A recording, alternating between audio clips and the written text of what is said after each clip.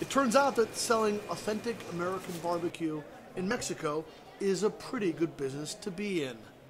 8 years after first opening their doors, Mexico City's El Pinche Gringo, that's slang for darn American, has 2 locations, more than 50 employees, and loyal customers lining up for the tender ribs and brisket.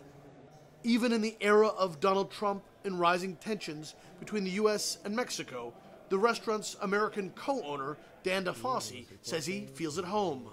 I've been so grateful in the last couple of years with all the rhetoric going on, all the things that I've never gotten anybody telling me, go back to the U.S. But DeFosse said he has seen an increase in Mexicans who have been deported from the U.S. seeking work and made a conscious decision to hire them. So far, 7 deportees are on his staff. It's not charity, he says. The deportees are some of his best workers. You know, sometimes I speak to them in English and they kind of have nostalgia for, because they miss the United States and they miss their lives and they miss their family that still lives in the United States. So if we have a sanctuary, they appreciate that and then they work hard.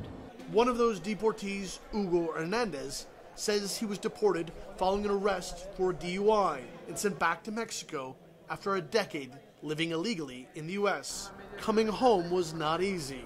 Your accent changes, and the way you behave, your culture changes. Like everything, it's different.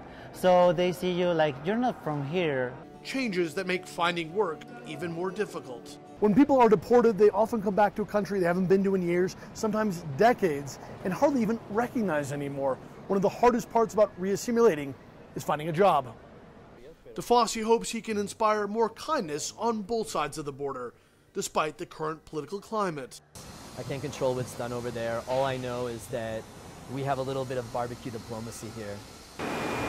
Because just like making great barbecue, changing minds takes plenty of time and patience.